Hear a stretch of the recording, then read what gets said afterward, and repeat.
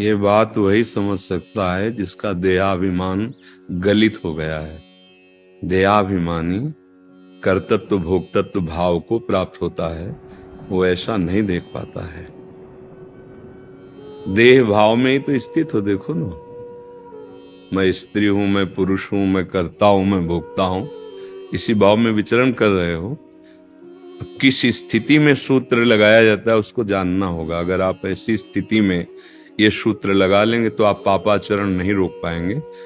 हमारे पहले आचरण तस्मात् शास्त्रम प्रमाणम ते कार्याकार्यो व्यवस्थितो।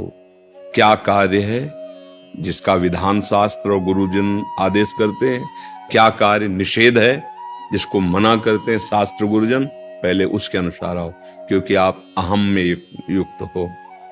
अहंकार विमूढ़ आत्मा करता हमिति मन्यते, मैं करता हूं, इस अहंकार को पहले ज्ञान के द्वारा या भक्ति के द्वारा इसको हटाओ। भक्ति में समर्पण और ज्ञान में अंतःकरण के ममत्व से हटकर, मतलब स्थूल सूक्ष्म कारण तीनों मेरे स्वरूप नहीं है। जो शुद्ध अहम बसता है वही ब्रह्म है, वही श्री कृष्ण है।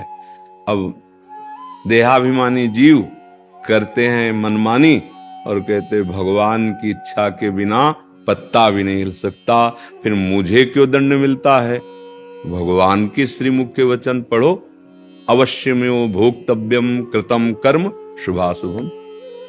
आप अगर कर्म के बंधन से मुक्त होना चाहते हैं तो जो भी कर्म करें वो शास्त्र आज्ञा गुरु आज्ञा के अनुसार करें और उसे भगवान को समर्पित कर दें।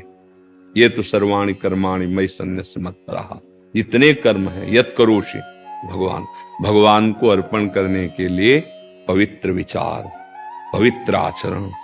ये अब मनमानी आचरण करे, फिर ये बातें आजकल यही हो रहा है कि चित्त का निरंतर भगवदाकार रहना बहुत कठिन हो रहा है।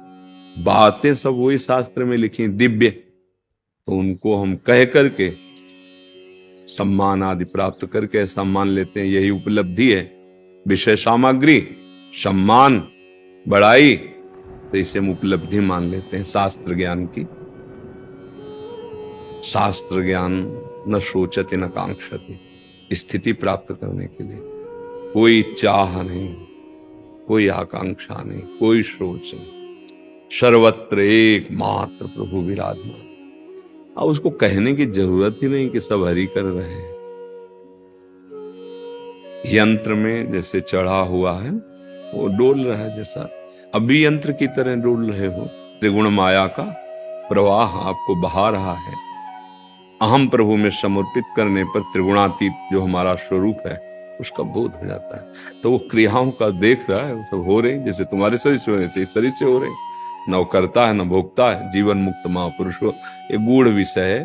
पहले गुरुदेव की शरण में होकर उनके प्रदत्त नाम मंत्र उपदेश को श्रद्धा विश्वास के साथ बहुत काल तक दीर्घ काल निरंतर सत्कार सेवितो दृढ़ भूमि निरंतर लगे रहो। अच्छे कर्म करो, नाम जप करो, भगवत लीला गुणगान कथन करो, श्रवण करो, दूसरों का हित करो, अंतःकरण पवित्र हो, तो फिर आपको परिचय प्राप्त हो जाएगा कि भगवान के सिवा और कुछ है ही नहीं। मैं वही श्री कृष्ण है, मत्ता परतरम नान्यत किंचिदस्ति धनंजय। बहुत गूढ़ विषय है, बस ठीक से चलो, नाम जप करो, गुरु की शरण में हो। गुरुदेव की कृपा से ही सब बात बनती है। भगवान गुरु रूप से विविध संतों का रूप धारण किए। जिस मार्ग में आपको भाव बने, भक्ति मार्ग, ज्ञान मार्ग, योग मार्ग, कर्म योग मार्ग, सबके गुरु हैं भगवान। आचार्य रूप से विविध गुरुओं के रूप से भगवान ही प्रकाशित हैं। जिस मार्ग निराकार साकार द्वैत अद्वैत जो भाव बने, गुरु के चरण पकड़ लो, उनके वचन मान लो, चल दो, निकल जाओगे। मानी संख्या से सवाल हल हो जाएगा। एक जगह मान लो गुरु साक्षात परब्रह्म, अब वहां दोष दृष्टि तुम्हारी ना होने पावे तो यही दृष्टि फैल जाएगी। तो अद्वैष्टा सर्वभूतानाम, समस्त भूतों में निर्दोष दृष्टि अर्थात भगवत दृष्टि।